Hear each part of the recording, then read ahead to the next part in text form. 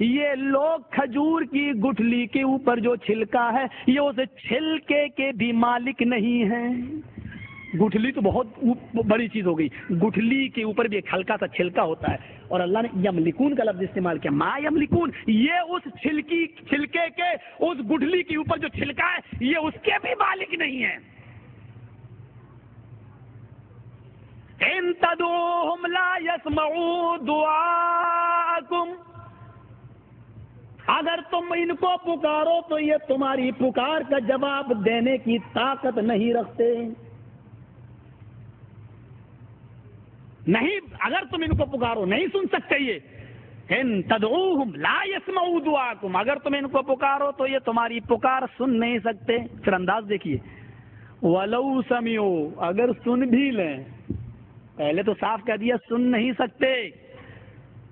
چلو تمہارے عقیدے کے مطابق تم نے جو گڑھ لیا ہے, اور اللہ عالم الغیب تھا, اس کو معلوم تھا کہ تم گڑھو گے, اس لیے اس نے اس انداز سے پھر ڈرایا. چلو ولو سمعوا, چلو اگر سن بھی لیا کسی طریقے سے بالفرض محال, مستجابوا لکم, تو جواب نہیں دے سکتے. سن نہیں سکتے, اور سن لیا تو جواب نہیں دے سکتے.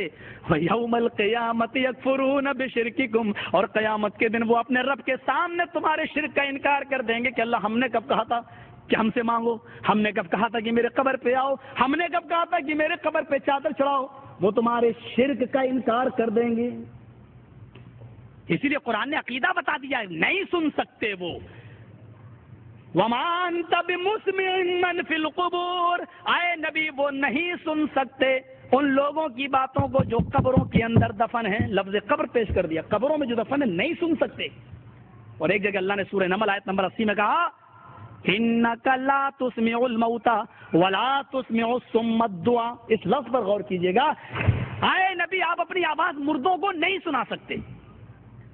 إِنَّكَ لا تسمع الموتى, اے نبی آپ اپنی آواز مردوں کو نہیں سنا سکتے. اور اس کے بعد اللہ نے کیا کہا, ولا تسمع الصم الدعاء, اور اے نبی آپ بہروں کو بھی نہیں سنا سکتے. کبھی غور کیا آپ نے, جب اللہ نے یہ کہہ دیا تھا کہ اے نبی آپ مردوں کو نہیں سنا سکتے, تو مردے کے بعد بہرے کو الگ سے پیش کرنے کی کیا ضرورت تھی؟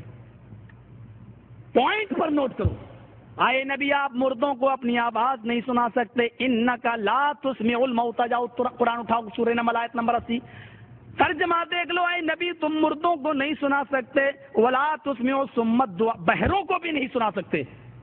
جب کہہ دیا تھا مردوں کو نہیں سنا سکتے تو بہروں کو کیوں کہا اللہ نے کہ بہروں کو نہیں سنا سکتے؟ کیونکہ بہرے کے پاس صرف ایک طاقت نہیں ہوتی اور ساری طاقتیں ہوتی ہیں. اللہ صرف اس کے کان کی سماعت کو سلب کرتا ہے, بقیہ ساری طاقتیں اس کی موجود ہیں. وہ ہاتھ سے پکڑ سکتا ہے, پیر سے چل سکتا ہے, زبان سے بول بھی سکتا ہے, آنکھ سے دیکھ بھی سکتا ہے, ذہن سے سوچ بھی سکتا ہے, کھا بھی سکتا ہے. اس کے پاس چلنے کی طاقت ہے, اس کے پاس اٹھنے کی, بیٹھنے کی, سونے کی طاقت ہے, کھانے پینے کی طاقت ہے, بولنے کی طاقت ہے, دیکھنے کی طاقت ہے. ہم نے اس کو ساری طاقتیں دی ہیں, صرف ایک طاقت اس سے چھینی ہے سننے کی, صرف سماعت کو ہم نے سلب کیا ہے. اے نبی جس سے ہم صرف ایک طاقت چھینتے ہیں, سماعت, اور ساری طاقتیں اس کے پاس موجود ہیں, جس سے ایک طاقت چھینی ہو اس کو آپ نہیں سنا سکتے, اور جس کی ساری طاقتوں کو ہم نے چھین لیا ہو اس کو آپ کیا سنا پائیں گے؟ ایک طاقت جس کے چھینی ہو اس کو آپ نہیں سنا سکتے, اور جس سے ساری طاقتیں ہم نے سلب کر لی ہوں اس کو آپ کیا سنا پائیں گے؟ کتنی موٹی سی باتیں. لیکن نہیں, ولی صاحب آپ کی ساری باتیں صحیح, لیکن ہم تو 9 9 19 کہیں گے, ہمارے باپ نے 18 بتایا ہی نہیں ہے. ہم تو وہی کہیں گے, بابا تیرے در پہ آیا ہوں تو جھولا جھولی بھر کے جاؤں گا. بے شمار بات. ہمارے اٹاوا کی ایک لڑکی کی شادی کانپور میں ہو گئی, اتفاق سے وہ ان لوگوں میں چلی گئی. اتفاق سے نہیں ہوتا ہے یہ معاملے, یہ جان بوجھ کر ہوتے ہیں. دینداری نہیں دیکھا جائے گا, جب یہ دیکھا جائے گا پراپرٹی ملے, زمین ملے, جائیداد ملے, میری لڑکی سکون سے رہے, تو وہ یہ نہیں دیکھتا پھر باپ کی میں اپنی لڑکی کی شادی کہاں کر رہا ہوں, یہ نہیں دیکھتا. بہرحال وہ چلی گئی, لیکن مطالعہ اس کا اچھا تھا. 4 سال تک بیٹی بیٹا کچھ نہیں ہوا. اس کے گھر میں جو اس کی نند تھی وہ بہت کہتی تھی چلو ہمارے ہاں ایک بابا ہیں ان کے پاس چلو, جو جاتا خالی ہاتھ نہیں لوٹتا, انشاءاللہ تمہیں بھی بیٹا بیٹی ضرور ملے, اور وہ نہیں جاتی تھی. ایک دن وہ غصے میں اپنے بھائی سے کہنے لگی اس کو چھوڑو، طلاق دو، جب بیٹا بیٹی کچھ نہیں ہو رہا، یہ جاتی بھی نہیں ہے، چلو دوسری شادی کر لو، اس کو طلاق دے دو۔ اس نے جب طلاق کا نام سنا تو چڑھ بیٹھی اپنی نند کے اوپر اور بولی اے تجھے اپنے بابا پہ بہت بھروسہ ہے کیا؟ بولی ہاں، چل تو دیکھ اس کے بعد اگر بیٹا بیٹی نہ ملے تو کہنا۔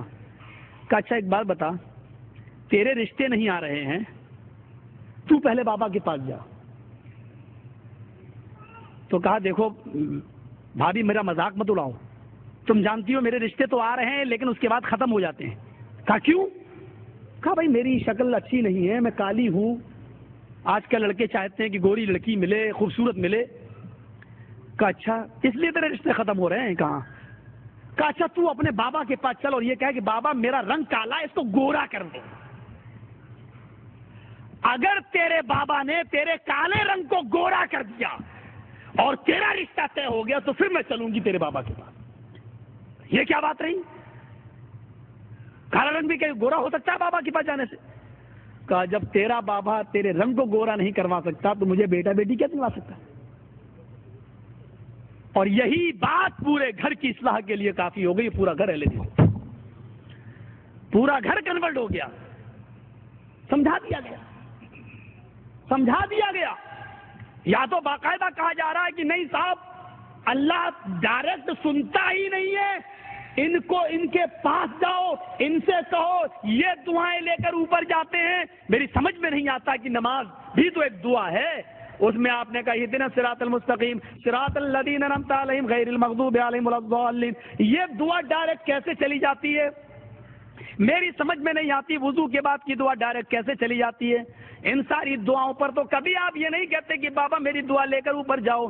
صرف بیٹا بیٹی کا معاملہ آتا تو آپ کہتے ہیں کہ بابا میری دعا اوپر تک لے جاؤ، اللہ سے قبول کروا دو، اللہ کو منا لو، اللہ کو راضی کر دو، اور ساری دعائیں اللہ ڈائریکٹ قبول کرے۔ صرف بیٹا بیٹی کی دعا اللہ ڈائریکٹ نہ قبول کرے، یا ٹھیکہ دے رکھا ہو؟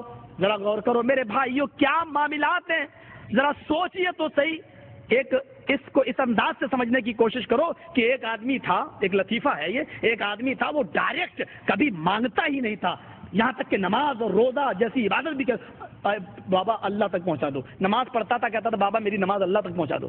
ایک دن یہ بیٹھا بیچارہ گاڑی پہ جا رہا ہے اور گاڑی پہاڑ کے اوپر چل رہی ہے، پھسل جاتی ہے، بریک فیل ہو جاتے ہیں، پہاڑ کے اوپر سے نیچے گرتا ہے، لیکن ڈرائیور کو معلوم ہے کہ پہاڑ کے جڑ سے بیچ سے درخت کی جڑ نکلی ہوئی ہے۔ اس نے ڈھکن کھولا، کھڑکی کھولی، وہ کود گیا اور وہ بیچ میں آ کر پیڑ پر لٹک گیا، ایسے نیچے لٹکا ہے، اور ماروتی نیچے گری، گاڑی نیچے گری، اور وہ آدمی جتنے بیٹھے تھے سب مر گئے۔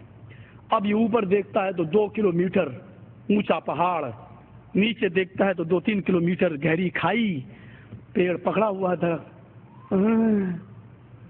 آج اس کو نہ اجمیر والا یاد آ رہا ہے نہ کچھوچا والا۔ آج وہ ڈائریکٹ اس پوزیشن پہ کہتا اللہ اے اللہ تو مجھے بچا لے۔ اللہ نے کہا فرشتوں ادھر آؤ تو ذرا دیکھو تو صحیح، اس سڑے ہوئے منہ سے کیا بات نکل رہی ہے؟ آج تک ڈائریکٹ اس نے میرا نام نہیں لیا اور آج ڈائریکٹ کہہ رہا اللہ مجھے بچا لو۔ فرشتوں نے کہا اللہ مجھے تو دال میں کالا نظر آتا ہے۔ اللہ نے کہا کالا؟ کیسے کالا؟ دیکھ رہے ہو ڈائریکٹ اللہ اللہ کر رہا ہے۔ اللہ اس کا امتحان لے کے دیکھ، مجھے نہیں بھروسہ ہے کہ یہ تیرے اوپر۔ اللہ نے کہا اچھا میں اس کا امتحان لیتا ہوں۔ اللہ نے کہا میرے بندے تیرے اوپر مصیبت آئی، میں تجھے بچانے کے لیے تیار ہوں، میری ایک شرط پوری کر دے۔ کہا اللہ کیا تیری شرط؟ جلدی بتا میں پوری کر دوں، تو مجھے بچا لے بس۔ تیری 20 شرطیں بھی میں پوری کر دوں گا۔ اللہ نے کہا ایک پوری کر، 20 شرطیں پوری کرنے میں نانی مر جائیں گی پھر، ایک شرط پوری کر۔ کہا اللہ جلدی بتا کیا ہے تیری شرط؟ میں پوری کرتا ہوں، تو مجھے بچا لے۔ اللہ نے کہا میری شرط یہ ہے بندے تو اپنے دونوں ہاتھ چھوڑ دے۔ اللہ نے کہا میرے بندے میری شرط یہ ہے کہ تو اپنے دونوں ہاتھ چھوڑ دے، اوپر پکڑے ہوئے نیچے۔ کہا اللہ بات تو تیری ٹھیک ہے لیکن شرط بڑی ہارڈ ہے، بڑی تگڑی شرط ہے، پہلے تو بتا اگر میں چھوڑ دوں نیچے گروں گا تو بچائے گا کیسے؟ فرشتوں نے کہا دیکھ اے اللہ میں نے کہا تھا آج بھی تیرے بندے کو تیرے اوپر یقین نہیں ہے، آج بھی میں نے کہا تھا نا دال میں کالا۔ اللہ کہتا ہے چھوڑنا تیرا کام، بچانا میرا کام۔ نہ پہلے تو بتا کہ بچائے گا کیسے؟ 3-4 دن ہوئے، آٹومیٹک آئرن کی کمی، کیلشیم کی کمی، پیاس کی شدت، کمزوری پڑی، نیچے گرا، مر گیا۔ اب کیا کہوں؟ رام رام ستیہ ہو گئی، مر گیا۔ تو میں یہ کہنا چاہتا ہوں کہ مصیبت کے موقع پر اللہ ہی یاد آتا ہے، لیکن یہ دل کی آواز ہے کہ اس کو اللہ نکلتا ہے۔ لیکن جو لوگ اتنے بے شرم پڑ جائیں غیر اللہ کے پاس جا جا کر، ان کو اللہ کے اوپر بھی اعتبار نہیں ہوتا، اور وہ اللہ سے بھی سودے بازی کرنے لگتے ہیں کہ پہلے تو بتا کہ مجھے بچائے گا کیسے۔ ہمارا عقیدہ اللہ کی ذات کے بارے میں یہ ہے کہ اللہ اس وہم و گمان سے بھی پاک ہے کہ اس کے بارے میں لفظ کیسا لگایا جائے۔ لفظ کیسا لگانا بھی شرک ہے کہ وہ کیسے بچائے۔ ان اللہ علی کل شیء قدیر، وہ ہر چیز پر قادر ہے، وہ ہر چیز پر قادر ہے۔ سوال مت کیجئے گا کیا وہ اپنے جیسا دوسرا خدا بنا سکتا ہے؟ سوال مت کیجئے گا کیا وہ جھوٹ بولنے پر بھی قادر ہے؟ اس قسم کے سوالات خوارج نے جو جوابات دیے ہیں کہیں ڈر لگتا ہے لوگ بہک نہ جائیں، پھسل نہ جائیں۔ میرے بھائیوں، اللہ کے بارے میں عقیدہ رکھنا چاہیے کہ اللہ ہر چیز پر قادر ہے۔ اس کا یہ معنی نہیں لینا چاہیے کہ اللہ قادر کا مطلب قوی، اللہ تعالیٰ قوی ہے، طاقت رکھتا ہے، یعنی اپنے جیسا دوسرا خدا نہیں بنا سکتا لیکن طاقت رکھتا ہے لیکن بنا نہیں۔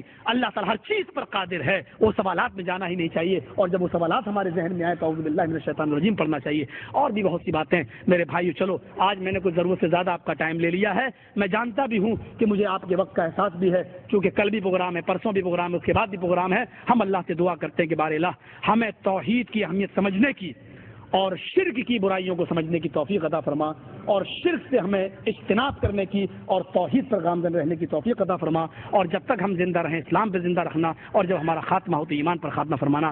وما علینا الا البلاغ المبین، وآخر دعوانا ان الحمد للہ رب العالمین۔ السلام علیکم ورحمۃ اللہ وبرکاتہ۔